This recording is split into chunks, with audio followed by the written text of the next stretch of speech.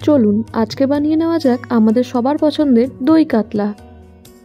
প্রথমে মাছের পিসগুলিতে লবণ, হলুদ ও সর্ষের তেল দিয়ে ভালো করে ম্যারিনেট করে নেব।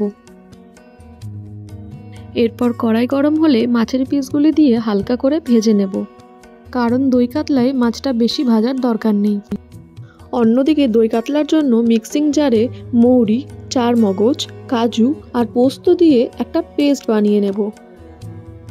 কড়াই গরম হলে তাতে তেজপাতা, শুকনো লঙ্কা ও গোটা গরম মশলার ফোড়ন দিয়ে কিছুক্ষণ ভালো করে নাড়িয়ে চাড়িয়ে তাতে দিয়ে দেবো আগে থেকে পেস্ট করে রাখা পেঁয়াজ। পেঁয়াজটা হালকা করে নাড়িয়ে চাড়িয়ে ভেজে নেব যাতে পেঁয়াজের কাঁচা গন্ধটা চলে যায়।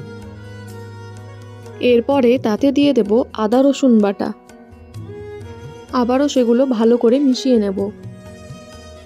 মশলাটা ভালো করে কষে এলে ওই যে করে রেখেছিলাম মৌরি, চারমগজ, পোস্ত দিয়ে পেস্টটা, সেটা দিয়ে দেব। সেগুলো দিয়ে আবার ভালো করে মিক্সড করে নেব। এরপরে এতে দিয়ে দিলাম 1 চামচ ধনে গুঁড়ো। কিছুটা নাড়িয়ে চাড়িয়ে তাতে দিয়ে দিলাম পরিমাণ মতো লবণ।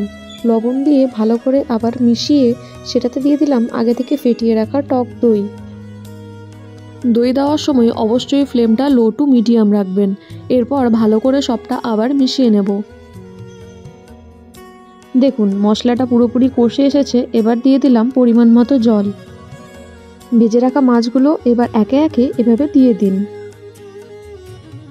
এরপর ঢাকা দিয়ে সেটা ফুটতে দিলাম 5 থেকে 7 মিনিট। দেখুন প্রায় হয়েই এসেছে। এবার দিয়ে দিলাম গুঁড়ো গরম মশলা আর আগে থেকে কুচিয়ে রাখা ধনেপাতা। ধনেপাতার গরম মশলাটা দিয়ে ভালো করে সেগুলো মিশিয়ে নিলাম। নামানোর আগে দিয়ে দিলাম সামান্য পরিমাণে ঘি। এরপর 2 থেকে 3 মিনিট ঢাকা দিয়ে রেখে গরম গরম সার্ভ করুন। এই দেখুন আমাদের দই কাতলা তো রেডি। তো আপনারা কবে করছেন?